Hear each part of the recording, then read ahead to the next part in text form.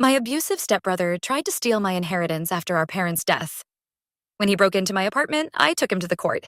32F, never thought I'd be dealing with family drama like this at my age. But here I am, caught in the middle of an inheritance battle with my stepbrother Johnny, 29M, after our parents' sudden death in a car accident 2 months ago.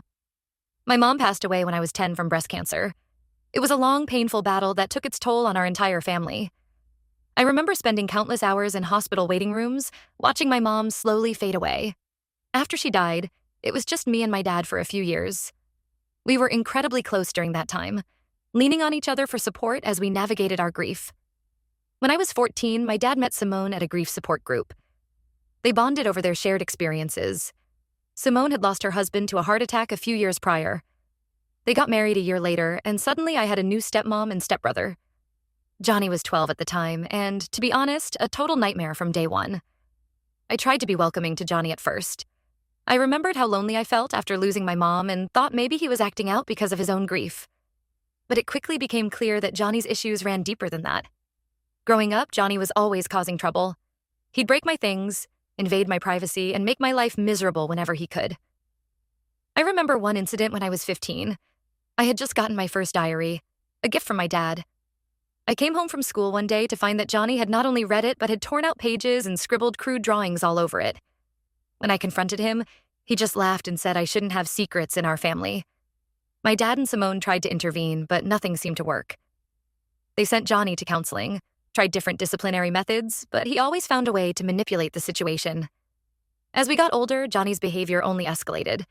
He started getting into drugs and alcohol in high school, and there were times when he'd come home drunk and verbally abuse me. One night stands out in my memory. I was 17, studying for a big exam in my room. Johnny came home wasted, kicked open my door, and started screaming at me about how I thought I was so much better than him. He knocked over my bookshelf and threatened to hit me before my dad finally managed to restrain him. The next day, Johnny acted like nothing had happened, and Simone convinced my dad not to punish him because he was going through a phase. I tried to keep the peace for my dad's sake, but it was a constant struggle. I felt like I was walking on eggshells in my own home, never knowing when Johnny might explode next. It took a toll on my mental health, and I started experiencing anxiety and panic attacks. I moved out as soon as I turned 18 to get away from the toxic environment. Even though I was living on my own, I stayed close to my dad. We had weekly dinners together, just the two of us, to maintain our bond.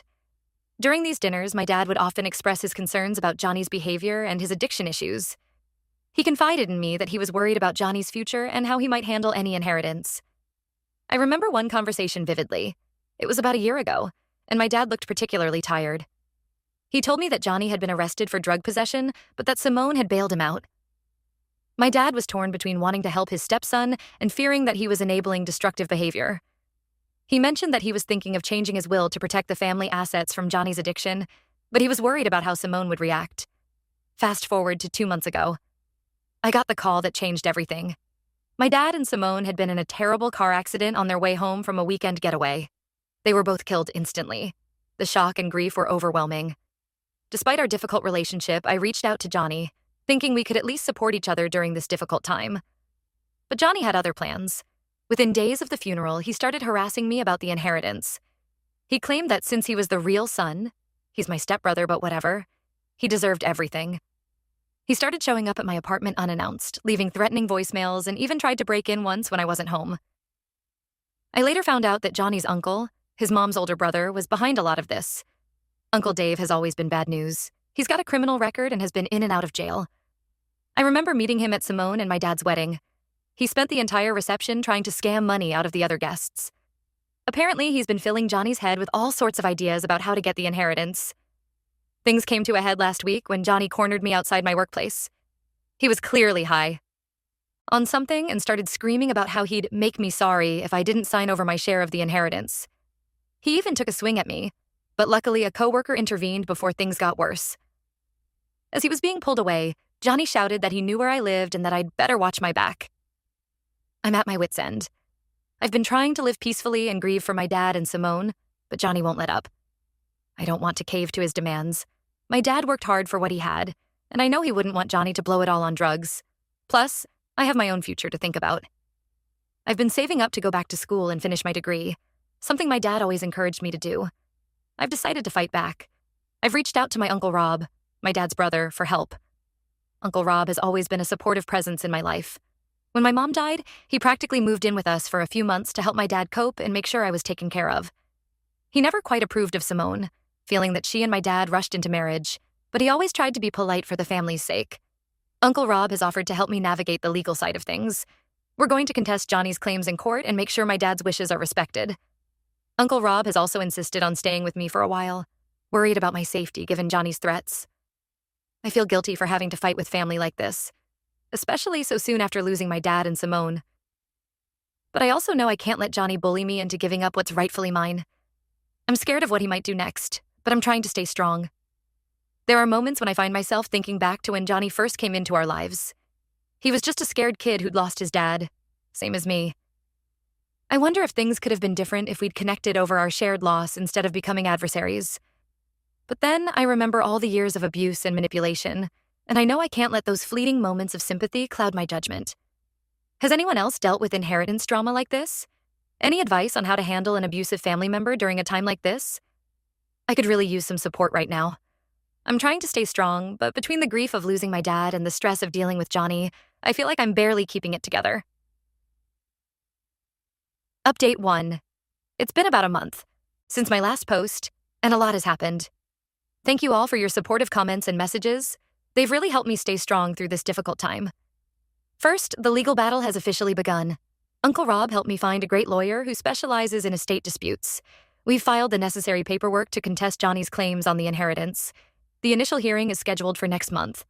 Going through this process has brought up a lot of memories about my dad. I remember how hard he worked to provide for us, especially after my mom died. He took on extra classes at the community college where he taught, often coming home late at night exhausted, but always making time to ask about my day or help with my homework. It breaks my heart to think of Johnny potentially squandering everything my dad worked for. In the meantime, Johnny's behavior has gotten even worse. He's been spreading lies about me to our extended family and mutual friends. He's telling everyone that I'm trying to cheat him out of his rightful inheritance and that I never cared about our parents. It's been really hurtful to hear these things, especially from people I thought knew me better. One of my cousins called me last week, upset after talking to Johnny. Apparently, he told her that I had been stealing money from my dad for years and that I had threatened to put him in a nursing home if he didn't change his will in my favor. It's complete nonsense, of course, but it's devastating to think that some family members might believe these lies. I've had to block Johnny's number and all his social media accounts because of the constant harassment. He's been leaving notes on my car and in my mailbox, alternating between threats and pleas for me to do the right thing and give him the money. Some of the notes are clearly written when he's high, full of rambling accusations and barely legible handwriting. The most shocking development came last week when Johnny actually broke into my apartment. I came home from work to find my place trashed. He had gone through all my personal papers, clearly looking for anything related to the inheritance. He also stole my laptop, which had copies of some important documents. Luckily, I had backups of everything stored securely online. What hurt the most was seeing the damage he'd done to some of my family photos. There was one picture of me, my dad, and my mom at the beach when I was little, one of the last family vacations we took before she got sick. Johnny had scribbled all over my face in the photo. It felt like he was trying to erase me from the family history. I called the police immediately and filed a report. They took fingerprints and gathered evidence, but Johnny hasn't been arrested yet. The officer I spoke to suggested I get a restraining order, which I'm in the process of doing now. It feels surreal to be taking legal action against someone I once considered family, but I know it's necessary for my safety. This whole situation has brought up a lot of old memories and feelings. I've been thinking a lot about my childhood and the dynamics in our blended family. There were good times, sure, but Johnny's presence always cast a shadow. I remember one particular incident when I was 16 and Johnny was 14. We were home alone after school, and I caught him trying to steal money from my dad's desk. When I confronted him, he flew into a rage. He pushed me down the stairs, and I ended up with a broken arm. Johnny convinced our parents it was an accident, and I was too scared to tell the truth. I can still remember the pain and betrayal I felt lying in the hospital bed, listening to Simone praise Johnny for being so brave in calling the ambulance for me. That incident was a turning point for me. I realized then that Johnny wasn't just a troubled kid. He was dangerous. I started keeping my distance as much as possible, which only seemed to fuel his resentment towards me. Despite all this, my dad always tried to keep the peace. He loved us both and wanted us to be a family. I know it broke his heart that we couldn't get along. In his final years, he confided in me that he was worried about what would happen to Johnny after he was gone. He knew Johnny's drug problems were getting worse, and he was torn between wanting to provide for him and fearing that any inheritance would just fuel his addiction. I've been going through my dad's papers, and I found some notes he'd made about his will. It's clear he was planning to set up a trust for Johnny, with strict conditions about rehab and staying clean. But he passed away before he could finalize everything. I'm hoping these notes will help our case in court.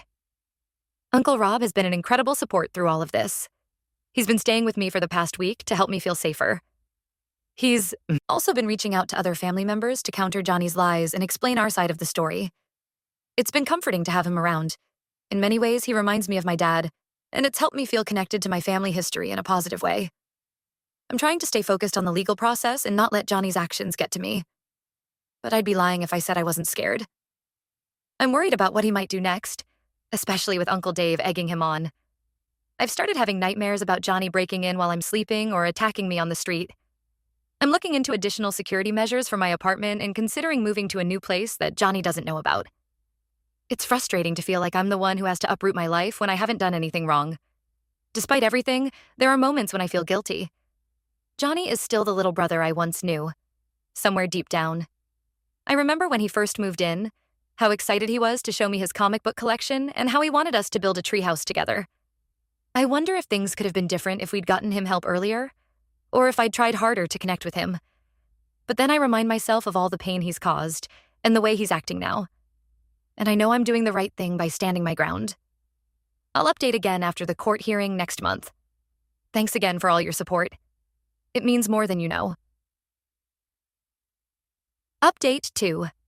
Hey everyone, it's been a whirlwind few weeks since my last update, and I wanted to fill you all in on what's been happening. The court hearing finally happened, and it was intense. Johnny showed up with Uncle Dave and a sleazy-looking lawyer.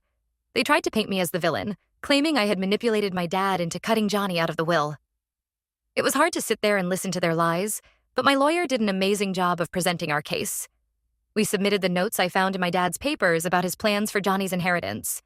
We also had testimony from my dad's financial advisor, who confirmed that my dad had discussed setting up a trust for Johnny with conditions about rehab.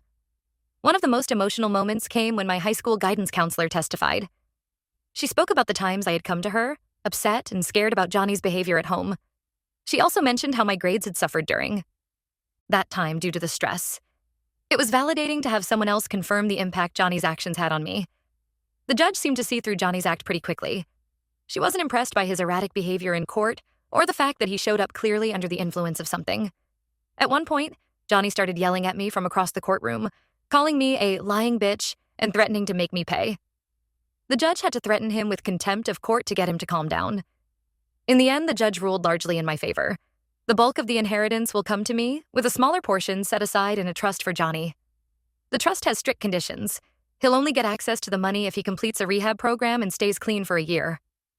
The judge also granted the restraining order I had requested, citing Johnny's threats and the break-in at my apartment. Johnny, of course, didn't take the news well. He started screaming in the courtroom and had to be restrained by security. As they were dragging him out, he kept yelling that this wasn't over and that he'd make me regret it. It was a sad sight, and even though I know I did the right thing, it was hard to see him like that. Since the hearing, things have calmed down a bit. Johnny seems to have finally gotten the message that his harassment won't work. The restraining order is in place, and he hasn't tried to contact me. I've heard through the grapevine that he's considering going to rehab to get access to his part of the inheritance. Part of me hopes he does. Maybe it could be the fresh start he needs. But I'm not holding my breath. I've started the process of sorting through my dad and Simone's things. It's been emotional, but also healing in a way. I found old photos and mementos that bring back good memories from before things got so complicated with Johnny. There was one box full of my school art projects that my dad had kept all these years. Seeing how proud he was of my work, even the silly macaroni pictures from elementary school brought tears to my eyes. I also found some of Johnny's old things. Report cards, little league trophies, birthday cards he'd made for Simone.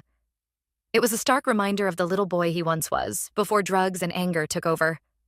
I set these aside, thinking maybe someday, if he gets clean, he might want them.